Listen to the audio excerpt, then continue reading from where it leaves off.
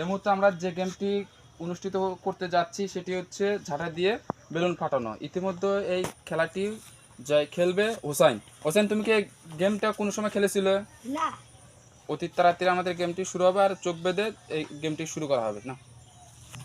1 2 3 চলে আসো। এইমাত্র খেলা ইতিমধ্যে অনুষ্ঠিত হলো, শুরু হয়ে গেল। চলছে হোসাইনের খেলার পর্ব। আমরা দেখতে পাচ্ছি সুন্দর প্লে খেলছে। ইতিমধ্যে দেখি বেলুনের কাছাকাছি ফাটা দেবে, আর প্রথম একটি ইতিমধ্যে শেষ করে দিল, পাঠিয়ে দিল।